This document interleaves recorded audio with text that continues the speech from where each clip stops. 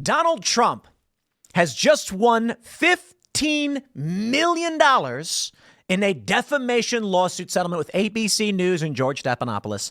You see, Stephanopoulos falsely claimed that a jury agreed Trump or found Trump liable for raping a woman, when in fact it is not correct. And that is defamation per se. That's a bold claim to make about somebody.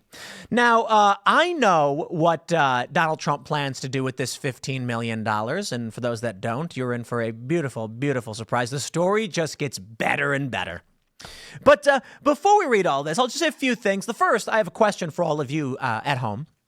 A comment below, what would you do with $15 million? Now, I wonder this about Donald Trump, a billionaire. A man who has enriched himself to billions more thanks to Truth Social. A man who is president and who gives up his salary. He certainly does not need it. What could a man like him possibly do with $15 million? Well, again, like I said, you just wait until you see what this is going to be. And the victories just keep pouring in. I just want to say to Donald Trump, in my comment on his settlement is ha, ha, ha, ha, ha. But what would you do? I know a lot of you would probably say, I got to pay off medical bills, pay off my credit cards, maybe pay off the mortgage on my house, buy a new car, or just for once, relax a little bit. Take 2 weeks with your family and your friends to just enjoy life without a care in the world. $15 million. I mean, I got to be honest, guys. Anybody who knows anything about finance and investment, you get $15 million today. You invest it properly with a good wealth management firm. You don't have to work for the rest of your life. Now, you're not going to live like a king or anything, but you could probably get, a six-figure salary, six-figure off of that, 6 figures per year in income if you're managing it properly. More, maybe. The question then becomes, what does Donald Trump do with it? Oh, man, I love, love, love this story. The news. ABC News and one of its leading hosts, George Stephanopoulos, agreed with President-elect Donald Trump to settle Trump's defamation lawsuit against them, avoiding a potentially costly trial, court filings released Saturday's show. ABC News will pay $15 million by December 24th as a charitable contribution towards a future presidential foundation and museum for Trump. Oh, that is the greatest thing I've ever heard. Okay, so they lied about him. Justice and accountability, and Donald Trump is going to make them build a museum and statue for him. Oh, and they're really mad too. MSNBC is losing their mind. ABC News staffers are furious. How could you have paid this? We don't even get paid that well. Oh, it's so glorious. The U.S. District Court of the Southern District of Florida also ordered ABC News and Stephanopoulos to add an editor's note to a March 10th, 2024 article within 24 hours. The note, according to the settlement, will state that ABC News and George Stephanopoulos regret statements regarding President Donald J. Trump made during an interview by George Stephanopoulos with Nancy Mace on ABC's This Week, March 10th, 2024. Both defendants were ordered to also pay $1 million in attorney's fees to Trump's counsel no later. So Trump's going to get a couple million in cash. Donald, you don't need this money. But take the family out for something nice. He doesn't need the $2 million to do it, but I want to see Donald Trump have a $2 million dinner with his family just because it's paid for by these people. We are pleased that the parties have reached an agreement to dismiss the lawsuit on the terms in the court filing, ABC News said. Stephanopoulos had repeatedly pressed Mace over the lawmaker's support for Trump, despite her personal story of suffering rape in teenage years. Donald Trump has been found liable for rape by a jury. Donald Trump has been found liable for defaming the victim of that rape by a jury. It's been affirmed by a judge. I mean, that's all false. And he iterated and reiterated and stated yes. It was not a criminal court case. Number one. Number two, I live with shame. And you're asking me a question about my political choices, trying to shame me as a rape victim. Woo!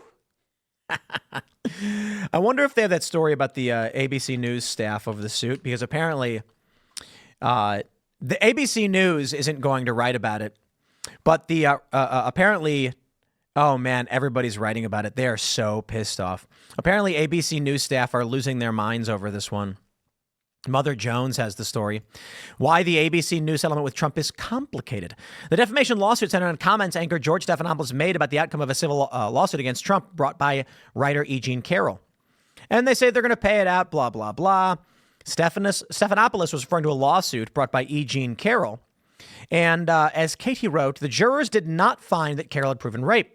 Judge Lewis Kaplan explained, does not mean that she failed to prove that Mr. Trump raped her, as many people commonly understand the word rape. Indeed, as the evidence at trial recounted below makes clear, the jury found that Mr. Trump did exactly that.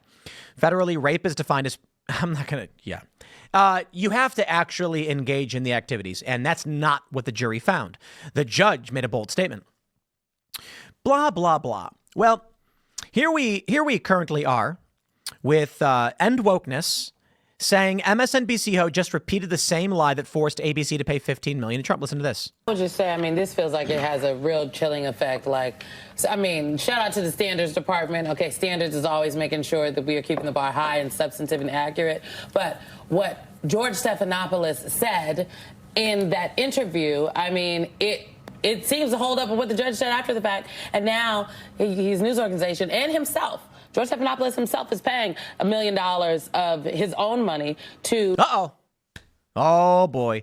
Donald Trump, I humbly request you sue MSNBC. I can already hear the armchair lawyers saying, Tim, no, because what she said was that the judge essentially said, confirm. Whoa. Let's listen to that one more time, ladies and gentlemen. Said in that interview, substantive and accurate, but what George Stephanopoulos said in that interview, I mean, it seems to hold up with what the judge said after the fact. And now he's. George Stephanopoulos said a jury found him guilty of rape. The judge said the law is a bit different, but this does seem, to be exactly. I think we have. Let's make sure we get the actual quote. The jurors did not find. Quote, the jurors did not find that Carroll had proven rape. So for MSNBC to then come out and say the judge effectively said exactly that, or that he confirmed something, is not true. Not true. As many people commonly understand the word rape. Indeed, as the evidence trial recounted below makes clear, the jury found that Mr. Trump, in fact, did exactly that. The thing here is the judge opining on what he thinks one could argue is not, in fact, what the jury said. So I think MSNBC is probably going to get away with this one. I don't think Trump's going to file another lawsuit, though he should. Then we have this case, this beautiful segment from everyone's favorite CNN, Jim Acosta and Brian Stelter, who are awful, awful people. But let's hear. Just not the case. But I just feel, and I wonder how you feel about that aspect of all of this. I mean, to me, it seems this is a time for our industry to stand firm. And we're going to have a very important job to do. And that's not putting us on a pedestal or anything like that, but we're going to have a very important job to do because Trump is not going to change his ways when he gets back in the Oval Office. He's going to continue to say things that need to be fact-checked. And you can't have the news industry worrying about this sort of stuff when they're just simply doing their jobs. Actually, that's what you do worry about all the time in the news industry. I know. I run a large news company. Well, if some bend the knee, others have to stand up straighter. The former Time magazine editor Richard Stengel said this morning, Trump has sued dozens of publications and media outlets in the past, trying to, quote, intimidate the press into self-censorship, not to actually win any particular case. He did win in this case with a big payment, but that broader concern about self-censorship is one that I know many viewers and readers are worried about. And ultimately, Jim, as you know, we work for them. We work for the viewers, not for anybody else. That's right. Oh, these are the worst human. Brian Stelter, I hope you see this. You are a liar and you are evil. But I know that you don't care because you know you lie all the time as well. That's what you do, and you're proud of it. These people don't know or care about the future. They care only for extracting as much as they can to burn everything down. They stand there and say, oh, but we're so terrified of self-censorship. That's what Trump is trying to push. I can reframe that for you, buddy. How about the truth?